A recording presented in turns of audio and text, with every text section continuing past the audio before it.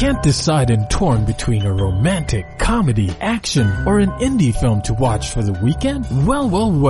Golden State Media Concepts Movie Podcast is your ultimate guide to the latest movies. Join us as we dissect the latest on the blockbusters. It's the Golden State Media Concepts Movie Podcast.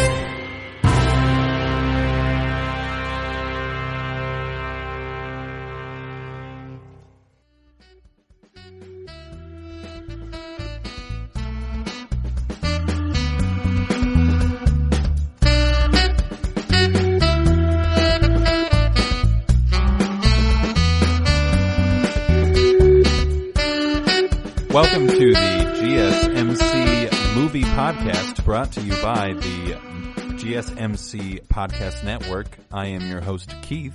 And I'm your other host, Cynthia. The better of the two hosts, in my opinion. So this week we're talking about some pretty cool movies that are coming out, as well as we're going to end the episode with a little bit of a long-form discussion on a film that I think everybody should watch, in my opinion, but we can get to that a little bit later. So why don't you tell us about the first thing that we're talking about, Cynthia? Let it go. Can you guys guess? Let us know in the comments if you already know. Let us know if you can let it go. Right. So yes, you guys, they are making a second Frozen 2. It's coming out on November 22nd, this Friday. It is an animated action comedy film. I'm sure most of you have listened to it, watched it. And you have to listen to it too. It's a Disney the song movie. Plays everywhere. Let it go. Still?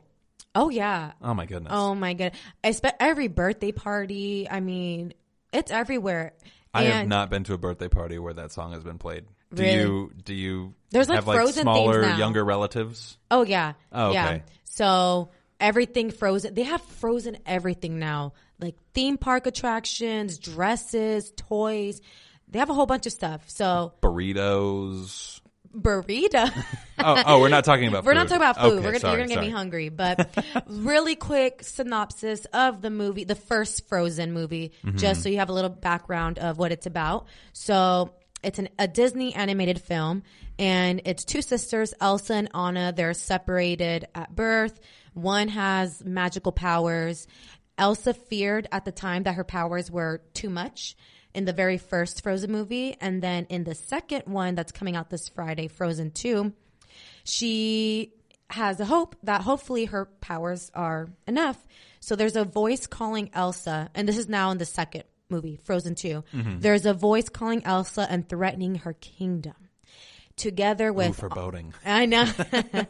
And together with her sister Anna, Kristoff, Olaf, which is my favorite character, by the way. I was just going to say, he's the best character. Yes, he's a little snowman. Oh, he's a little so snowman. funny.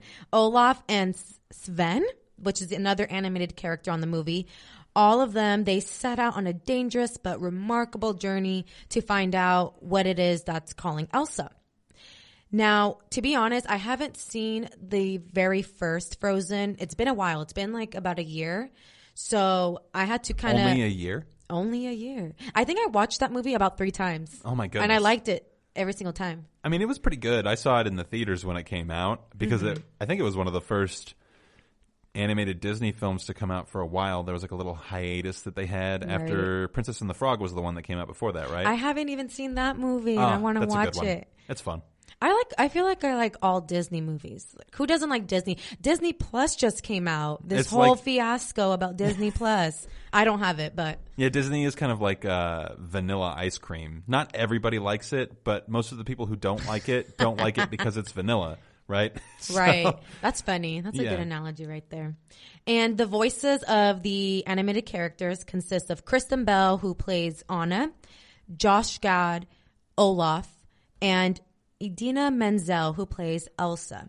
I'm not sure if those three were the same voices. I'm pretty sure they are. I know. I'm assuming, because why would their voices change and in the Disney sequel? could pay those actors and actresses more than enough to get them to come back, I'm sure. Especially for this movie, because as you noted in the show notes that we've got here, Frozen is like the highest grossing animated film of all time. All time. To the tune of pun intended, tune of $1.072 billion. Am I too much of a dad? That was a terrible pun. It was, but it's okay. We're gonna let it slide. Thank you. but that was astounding to me when that's according to Forbes and Business Insider. So Frozen is the highest grossing animated film of all time. I had to look at multiple sources to make sure that was true, because I'm like, of all time, including Lion King. Lion King is... I mean, when you account for inflation and the number of people who can be in the audience, like China didn't play Lion King in their theaters in the 90s.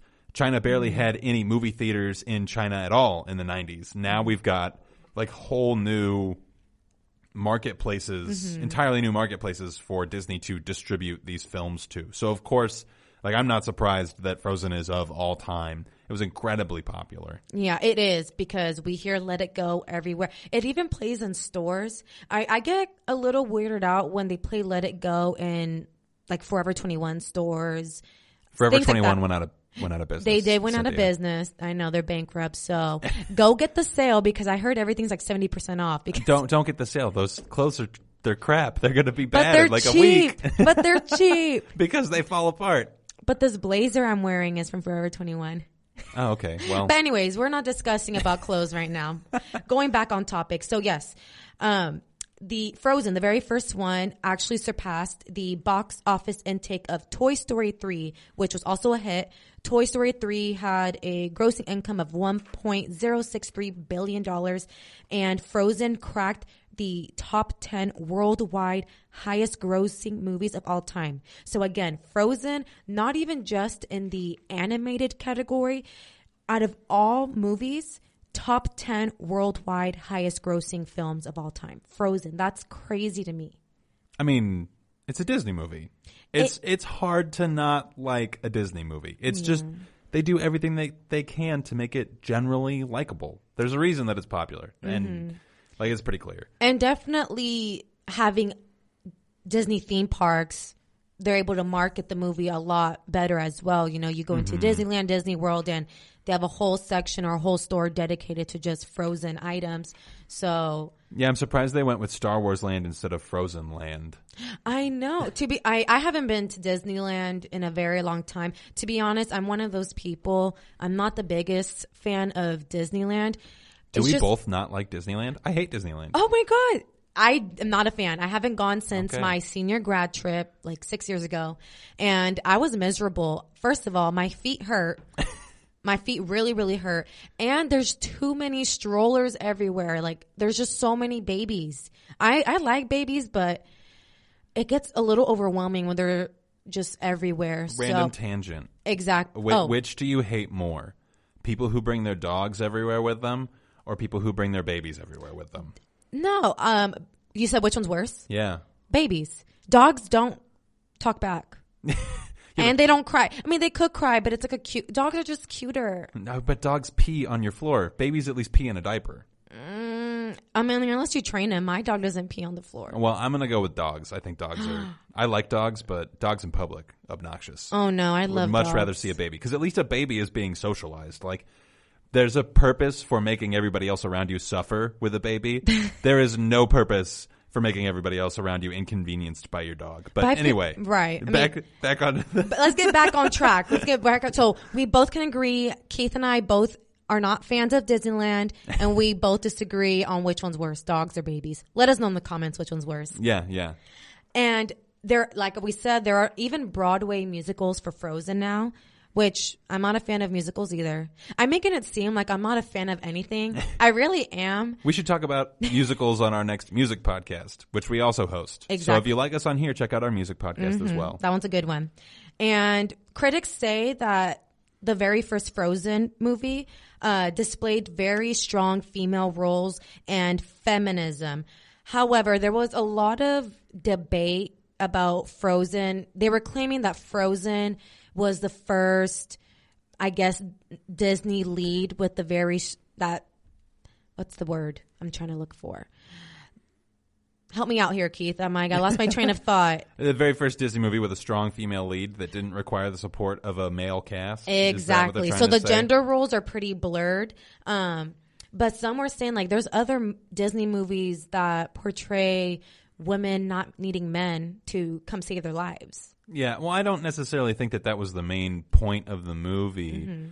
I would say that I have a hard time understanding what they mean by blurring gender roles, because since when is it a gender role that women need men to help save them? I don't associate those two things together. Well, I feel like nowadays I feel definitely gender roles are breaking, but back then, especially like the earlier Disney movies and other movies well, definitely there's always like a Prince Charming that comes and saves a lady, saves a day. So in the past, movies have displayed where men are the ones who are kind of the heroes of the story. So I guess supposedly Frozen switched that.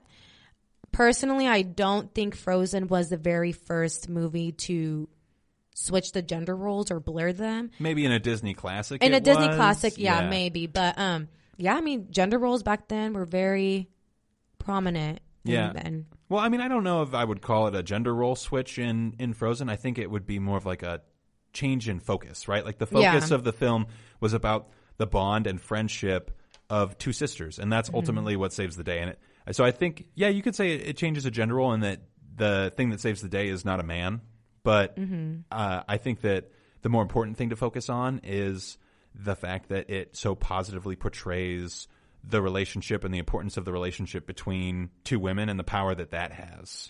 Sister love. Exactly. Yeah. And that's something that has not been present in a lot of Disney films prior to this. Oftentimes when you have two female characters in the same film, they're contentious with each other. Like think about Cinderella, the stepsisters. Oh, right. Yeah. And then even in The Princess and the Frog, I'm pretty sure that there was a little bit of contention between the main character in that and a couple of the sub-characters, just in the disparity of like access to different things, and there's this tension that comes from that, so it's not like a bond. And I think Frozen kind of breaks that mold in that it shows these two women being like not only the primary subjects of the story, but the primary relationship of the story. You know, the romance is tertiary and even negative at points, right? Because spoiler alert, the main love interest of Anna ends up being the bad guy, if I remember correctly, right? Honestly, I can't remember. It's been a while since I've seen the movie, so I need to go back and rewatch it. Okay. Well, I mean, there's worse things that you would have to do than go rewatch the original Frozen. Right. So, I mean, I wouldn't be mad at rewatching the movie. And hopefully Frozen 2, I wonder if they're going to have a song that's highly popularized as Let It Go. I doubt it. Let It Go was just ubiquitously listened to. I mean, before we even started talking about the podcast, you told me that you recently heard this song, and you said at the beginning of the episode, you've heard this song again since the movie came out. I mean, this song is so popular that even in the first trailer, Disney made a pun using the phrase "Let It Go." So it's just like, it's obvious that there is just a lot with that song. I know. And when I was researching the song and kind of like the numbers it's done, it actually debuted on Billboard's Top 100, and it's stayed there for 33 weeks, which is a very challenging thing to accomplish for any artist to even hit the top 100 on the Billboards. And not only that, at one point, Let It Go reached spot number 5. That's impressive, especially since it's from a Disney movie. And Demi Lovato made a cover to the song, and I think that blew it up even more as well. Yeah. So who's Demi Lovato? Come on now. I'm kidding. I know, I was about to grill you right now. But really interesting that I also found was that Disney, I'm not sure if they still are, but they were facing a lawsuit by Chilean singer Jaime Sierra, who released his song called Volar, which means to fly, in January of 2008. And he claims that Disney stole the melody of his song Volar.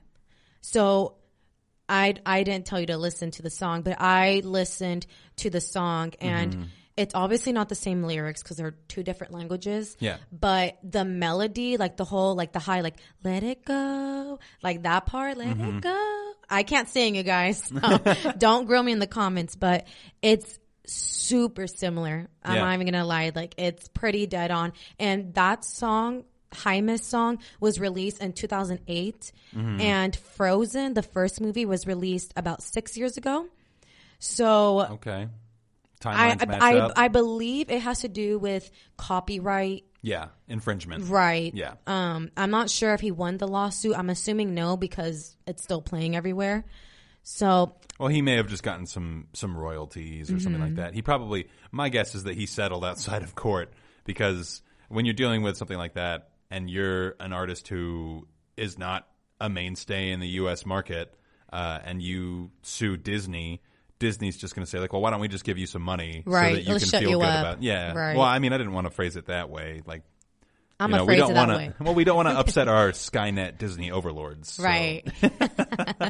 And on that note, you guys, we're going to take our first quick break. So again, Frozen comes out this Friday in theaters, November 22nd. So if you have little ones, or even if you don't, if you're an adult, go watch it. I'm probably going to go watch it. Yeah, just let it go, you know? Like, let go of all of the pretense that only kids should watch Frozen. Right. You know? Go see it. All right, guys, we'll be right back.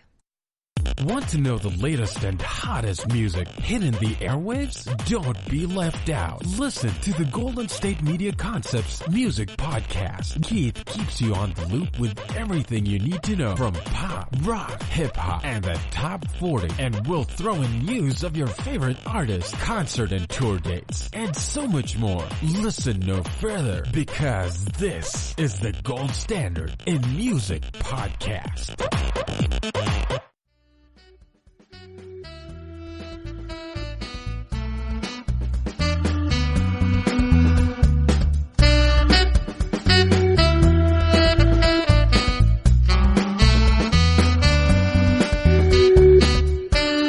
Welcome back to the GSMC movie podcast. We just finished talking about the Frozen 2 movie that's coming out in a couple days and how you should see it.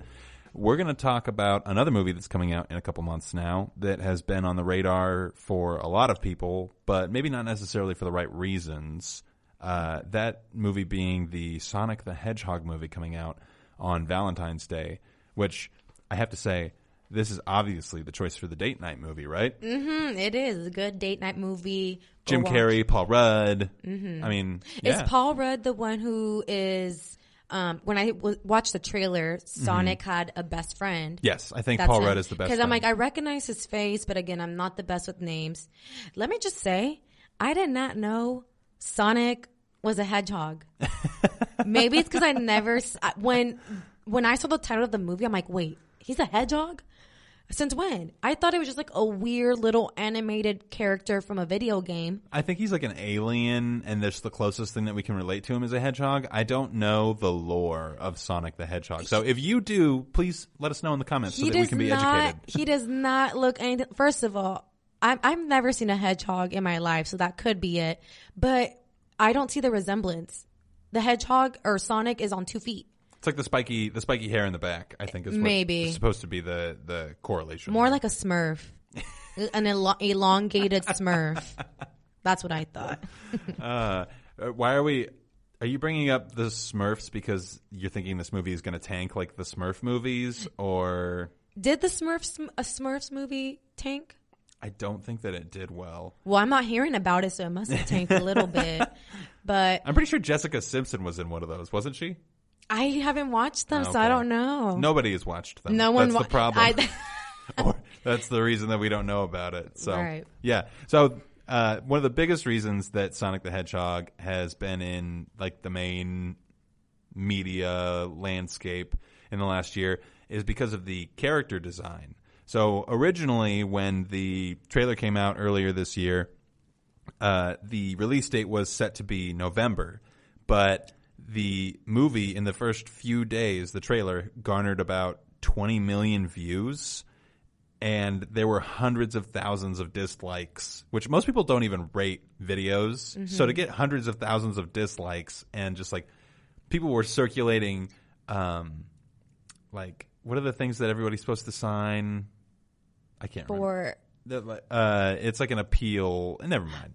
I'm just sounding silly at this point. I'm just proving my ignorance. But they were passing around just things like, everybody sign this so that we can convince Sony to redesign the character. If you haven't seen the old animated character of Sonic, Google it right now and compare the new one to the old one, because there's a tremendous difference. Yes. And the one that's coming out on Valentine's Day is 100 times better. Yes. The old Sonic is just creepy looking. Who designed it? Do you know exactly who designed it? No, I don't think that they list that. Though I did see somewhere that there were a couple people as a joke who said they'd be really interested in seeing the movie with the previous character design, just so that you could like kind of get creeped out by it, because it was really weird. Mm-hmm.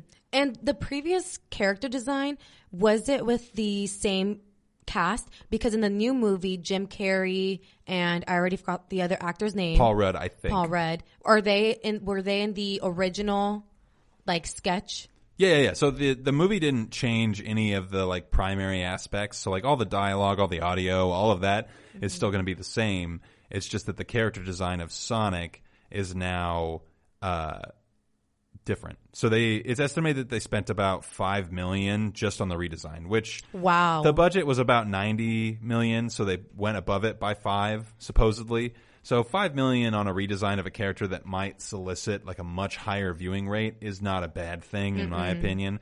Because even like if you're talking about $100 million budget, $5 million is only like not even 20%. I'm not a mathematician here. I'm terrible at math. So I should know how to do this faster, but I started dividing things in my head, and I was like, no. Anyway. I mean, 1/20th. So it would be 5%. Right. I mean, they'll make that $5 million back with, box office revenues and all that good stuff.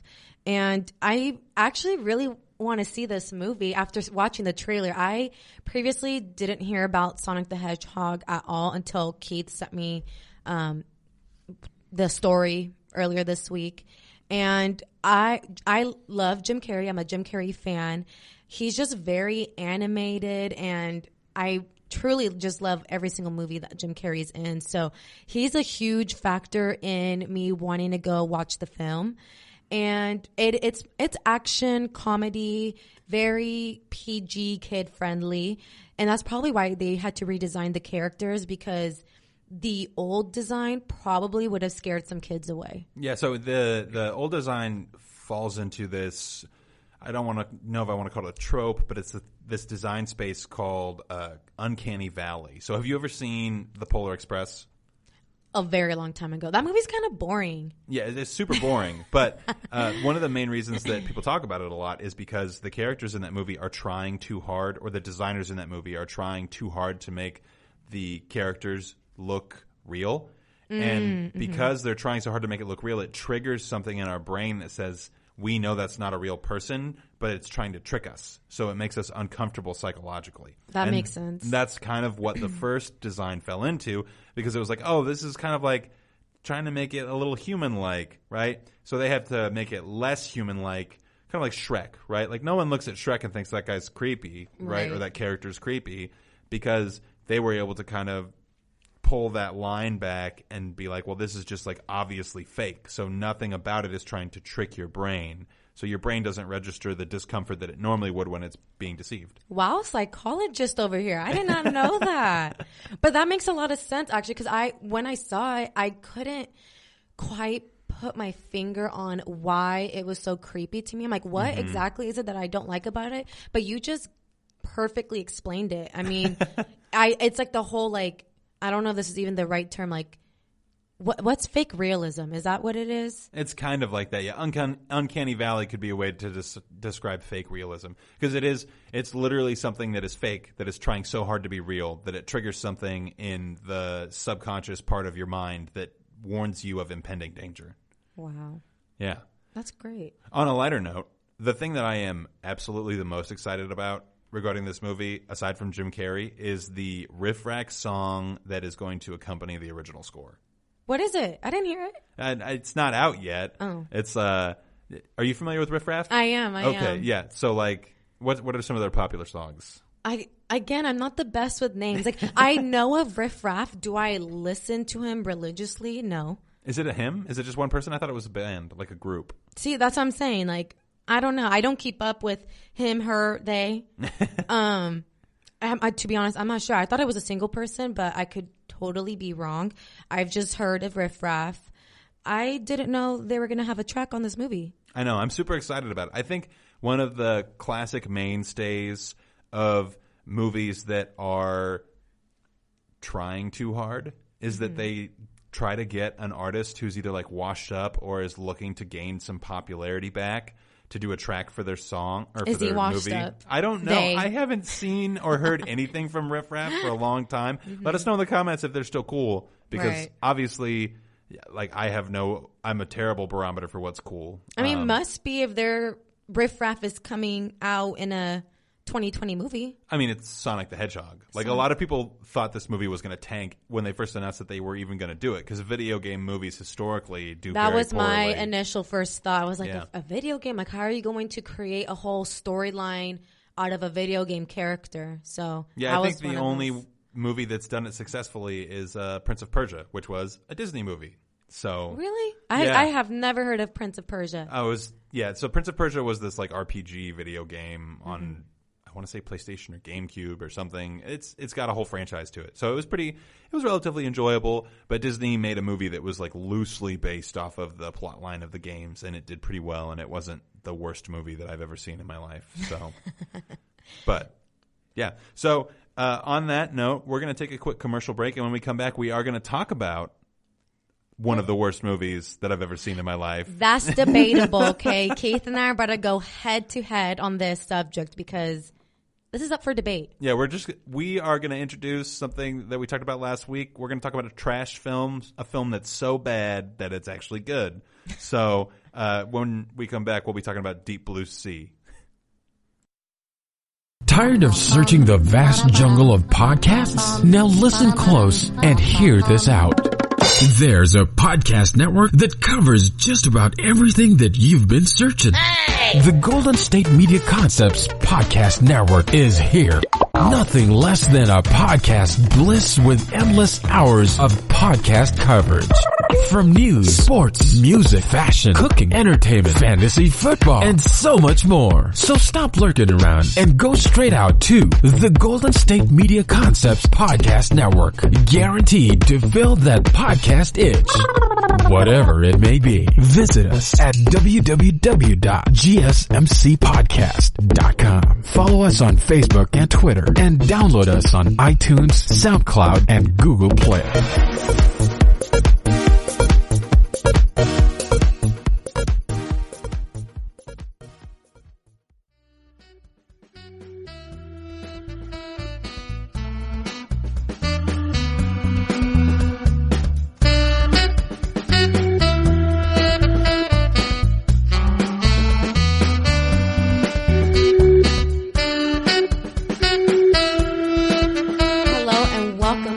GSMC movie podcast. Right before the break, Keith and I were talking about upcoming animation films, Frozen 2 and Sonic the Hedgehog. And we're now going to be moving on to a different subject. So last week's episode, we quickly talked about trash genres. What are they? And I honestly have never heard of them until Keith brought it up. So, Keith, can you remind the listeners again pretty much what trash genre is? Yeah, so a trash film is one that is considered to generally be widely acknowledged as bad, but it's so bad that it's good. It's kind of like a similar psychological thing to watching car wrecks, right? Or like a train wreck, and being entertained by it in some weird and twisted way. That's pretty much how I would describe the trash film genre. It's so bad that you can't stop watching it. So the movie that we're talking about this week is Deep Blue Sea. And just on the premise alone, you can tell why this movie would fall into this genre, in my opinion. So the synopsis that's listed on the Wikipedia page is, a group of scientists create genetically altered sharks in hopes to develop a cutting-edge cure for Alzheimer's disease. However, things don't go as planned, and they become bigger, smarter, faster, and more aggressive. After a big storm damages their underwater lab facility, they must fight for their lives as the sharks hunt them down one by one. So I will say one thing that was a little bit confusing to me in the beginning. I didn't really understand how exactly why they needed to have an underwater lab. Like, why? Why did they choose to use sharks? Right. Yeah, and that, again, that's why this movie sucks. The premise in itself does not satisfy the need of the viewer. There was just no correlation between sharks and Alzheimer's disease. I was like... I think they haphazardly mention that sharks' brains recover at an abnormal rate from injury. Really? And, they were trying to find the specific protein that causes that, neurological healing, which is why they made the sharks bigger, because they couldn't get enough of brain tissue from the original sharks in order to find the protein. Supposedly. That was the explanation for it. A bunch of gobbledygook science, in my opinion. And can we just talk about how ridiculously passionate the main female scientist is about finding this cure for Alzheimer's? She was annoying to me because I'm like, because of you, spoiler alert, almost everybody dies. Yeah. Well, and not just that, but she's like, you'd be willing to do it too if anybody you know had died from Parkinson's disease or dementia. Right. Because she did briefly mention her father was asking her every day, where's mom, and that she had to watch him grieve that loss every day, and that was her motivation. But I have to say, one, that crappy motivation, no backstory, no one is attached at this point to that character. So none of us are thinking oh, that's really awful for you. We have no idea about her. We just know that she's working with Samuel L. Jackson, who is in this movie.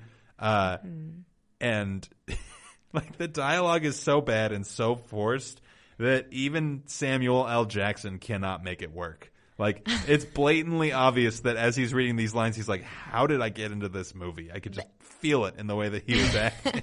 Yeah, I do agree with the first part you said about how the main character, I can't remember what her name is. I have a list of all the cast members on my sheet right now, but I don't even know which one's her. It's either Jacqueline McKenzie or Stellan Skarsgård. I'm pretty sure that Stellan Skarsgård is the... Is it the girl with the blonde hair? No. There's only two females in the film. Yeah. And one of them is married to or dating the actor who plays... one of the scientists in the Thor movie. He plays the main astronomer in the Thor movie. Yeah. So he's there's a couple relatively big names in this. We haven't even mentioned that LL Cool J plays a primary role in this film. And of course, he brought some comedic factors into the movie. He tried to be funny, with his little pet parrot. There's nothing in this movie that is not funny, in my opinion. Everything in this movie is hilarious. LL Cool J is supposed to serve as the comedic relief, but I think that the dialogue in itself serves as the comedic relief. One of the professions in this movie that is legitimately touted as being a thing is shark wrangler. And it's this dude who literally swims with the sharks, and at the beginning of the film, he pulls a license plate out of the shark's teeth, he's a human toothpick for this shark. And you think he's going to get eaten because the shark's swimming right at him, and all of a sudden he turns he's the crocodile hunter for sharks explicitly, and throws the license plate at Samuel L. Jackson's feet it's going to say something to Samuel L. Jackson you should continue to sponsor this, which Samuel L. Jackson goes to this base because they don't think that it's going to be a successful project, if I remember correctly, right? I believe so. Aquatica, that's what it's called. Yeah. Aquatica. I was like, huh? But yeah, I was not that invested. I'd say in the first 20 to 30 minutes of the film. I definitely was on my phone during that time. Those films. You didn't miss anything. I didn't miss anything. I will say though, I didn't think it was absolute trash. Would I go watch the film again?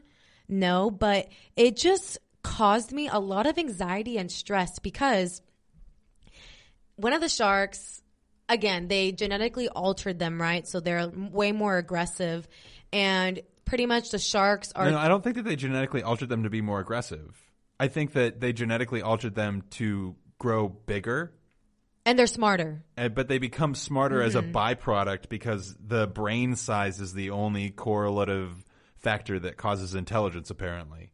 Yeah, so the beginning of the movie I wasn't too invested in, but I actually was able once like all the terror started happening where they started flooding the base and the sharks started killing everybody. I was actually into it. I was like, the only thing I didn't like, I have a fear of the ocean and drowning and just being underwater. So the majority of the movie is filmed underwater, right? So all the water shots caused a lot of anxiety for me because that's just me personally. I'm not a fan of the deep blue sea. So did you have to pee throughout this entire movie as well? Because like literally every shot you hear the sound of water flowing. No. It drove me crazy. I think the biggest relief of the entire film is when they finally get out from underneath the ocean because you don't have to hear water running anymore. Right. And like, I don't want to skip to the end of the movie just yet. There is so much to talk about in the middle of the film.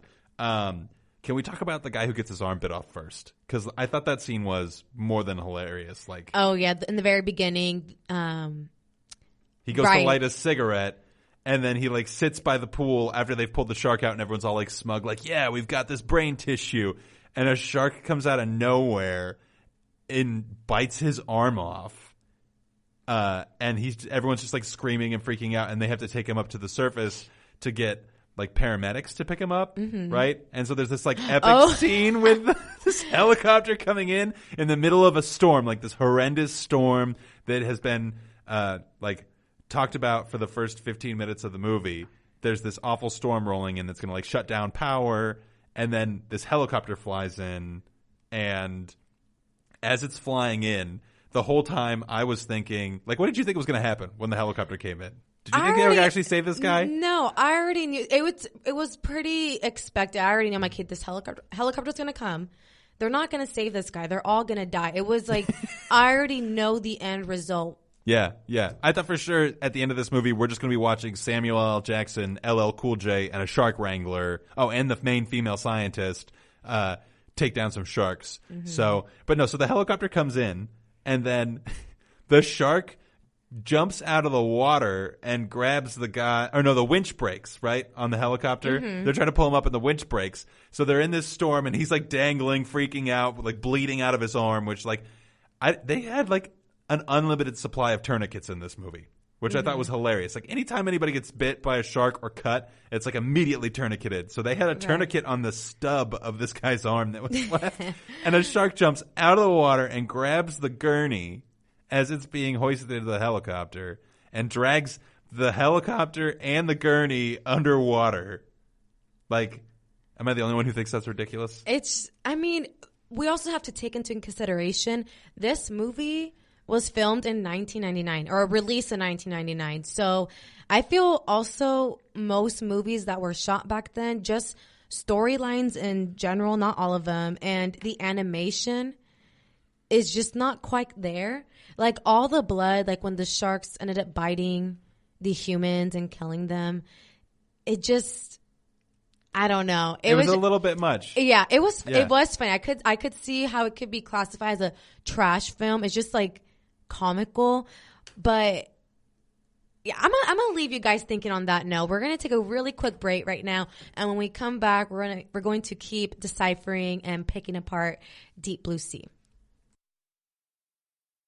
Watching TV has changed over time. Streaming has become the new norm. That's why Golden State Media Concepts television podcast dives headfirst to the world of cord cutting. Want to be on the loop of what's hot in Netflix? Or if it's not a preference, what about original shows in Hulu? We've got you covered. Join us as we fill in the blanks and talk about movies to stream and what show you should be binging. This is the Golden State Media Concepts television podcast.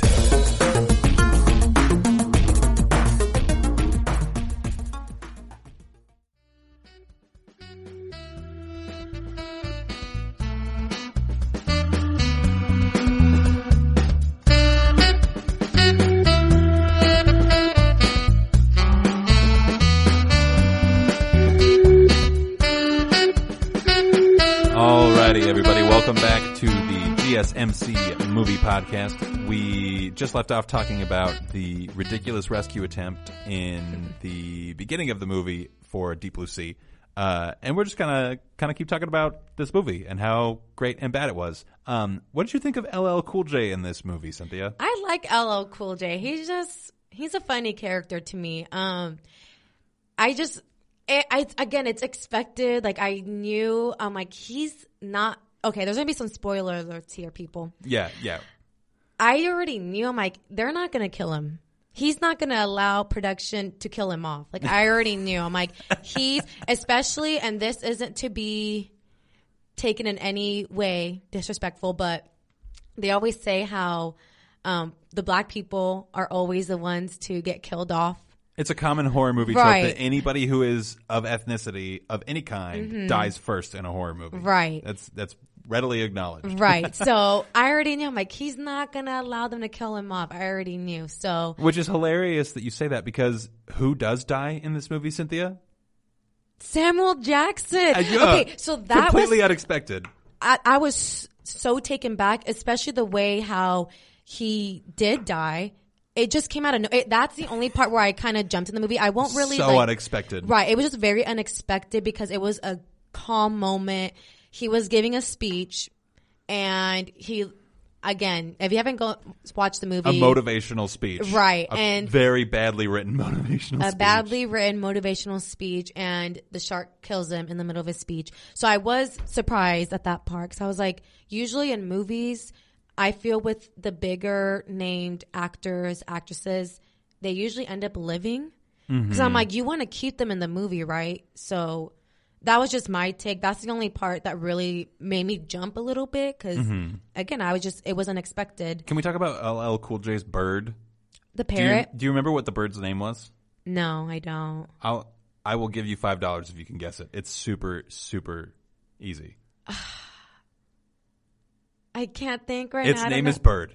Bird? He calls it Bird. The whole movie, his bird's name is Bird. That's funny. They kill the bird. They did kill the bird. I can't believe they killed the bird. I know. I thought was the so bird upset. was. I know. I don't like when animals die. But except for the sharks. You were okay with the sharks dying? Yeah, but the sharks caused a lot of anxiety for me. Like I said, I just put myself in their situation. If I were, the whole movie reminded me of an escape room. Have you ever done an escape room? I have not. No. So for those of you who don't know, they're really popular right now, but they pretty much stick you in the room and you're trying to solve riddles and codes and stuff. However, in the movie, they're trying to obviously get out of the base and reach the surface so they don't drown and get eaten by sharks. So the whole film just caused a lot of production. I mean, a lot of, what was I going to say? A lot of anxiety. And yeah, I don't know. Like I said, do I consider this absolute trash? No. I do have a question for you, though. Yes. I have a theory. I think that this movie was secretly about LL Cool J. Would you agree? Why?